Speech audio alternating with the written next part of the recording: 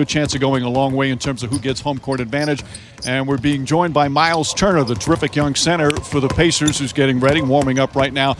And Miles, players love to talk about during the regular season, it's just one of 82. It's just one that we have to worry about. But this is completely different with you guys. And I know you've talked about it, the importance of this game and getting home court advantage. This is a very important game for us, man. It's just the biggest thing about it now is just we got to take it as like a mock draft, a mock test for the playoffs, a little bit of a dress rehearsal. But we got to be ready for anything. Well, Miles, as you look at your development, all of a sudden you are definitely a problem behind that three-point line. How did it all evolve for you? How much time do you have to put in? I put in a lot of time on my three-point shot, man. I've always been a shooter. It's one thing I've always worked on. I think my rookie year, I didn't shoot as much, but Frank Vogel, my first head coach, he really was adamant about me working on it every day after practice, and we just started, getting it going. So it's been big for me. It's been a big weapon. Miles, it's been a challenging but rewarding year because when your leader, when your best player goes down with an injury and misses the large majority of the season, a lot of people expected, okay, Pacers are going to be a non-factor, but here you are fighting for first round. What's been the key to the success since Victor Oladipo went down?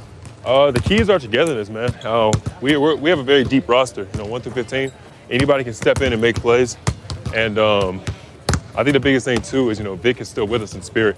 Obviously it was tough. It was a tough blow having him out, but to kind of have him as a leader outside of the court, it's been big for us, especially the young guys.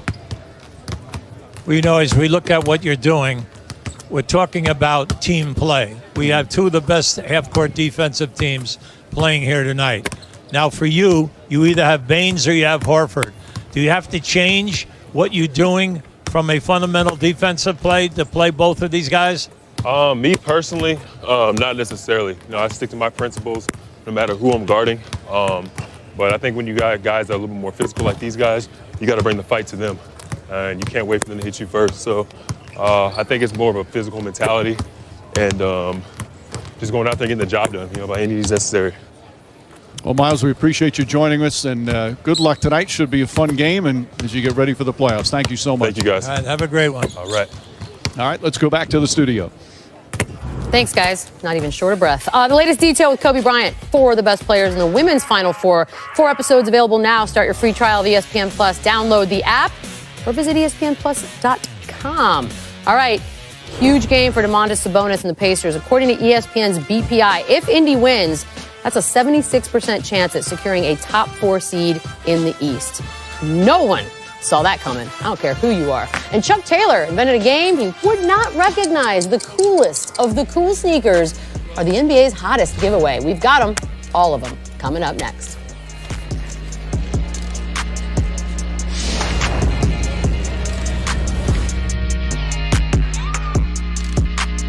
The rules of luxury. Start in the West, and we got a little bit of good news, yeah? Yeah, Portland, they've been without C.J. McCollum since mid-March, left knee injury. There's optimism he could return as soon as Sunday against Denver. Portland's going to err on the side of caution. They'll see how he feels going into that game, but they're going to certainly have him back before the end of the regular season. That's huge. That is very big. That's okay, major. The GM hunt in Washington and Phoenix, do they have their eyes on someone? Phoenix, James Jones, I'm told, is going to remain the general manager. What Phoenix right now is talking about is a senior advisor to help work with him. That's the structure they've talked about with several potential candidates. And then Washington, there's been a lot of conversation about Tim Connolly, the president in Denver. He has it's a natural because he started his career with the Wizards in their front office. He's from that area. His wife is from Washington, D.C. Oh, wow. But he just committed to a new deal in Denver. And if Tim Connolly is going to be a candidate in Washington, they're going to have to come after him. He is not in a position with the number 2 seed in the West, with a team built to be really good 5-6 years out in Denver. He's not going to go in and be one of 5 or 6 or 7 interviews in a search process. Washington would have to decide, Ted Leon says, I'm going after Tim Connolly. I'm going to call the Nuggets for permission. So they have to court him. He can't go on the hustle. Yeah, that's fair. Absolutely. Okay, that's fair. And then obviously we're here in Los Angeles. Downstairs, Luke Walton has had a ton of scrutiny on him all season. What's the latest? I mean, every indication is the Lakers will make a coaching change. I think what could, really the only thing at this point that could save Luke Walton is Jeannie Buss intervening with Magic Johnson. But if this is going to be Magic Johnson's decision, this is likely the last week of Luke's tenure with the Lakers. There's no surprise there. Once Luke got hired and then they brought in Magic, and then you bring in LeBron, ultimately if it's championship or bust goals with LeBron going into his 17th season, they're probably going to want somebody that they handpick. Yeah, once Magic takes over, it happens in every organization. It happened with me in Boston when Danny Ainge came. He brought in Doc. And so, guys, if they're going to go down as a general manager president, they want to go down with their guys, the guys they bring in.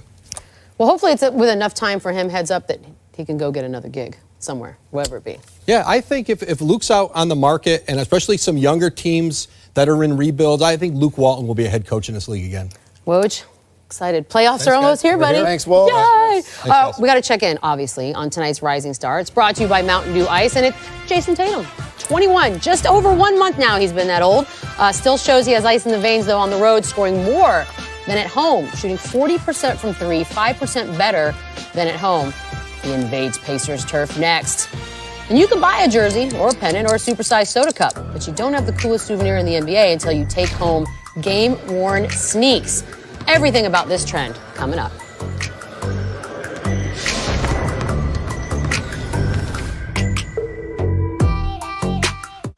Don't do it.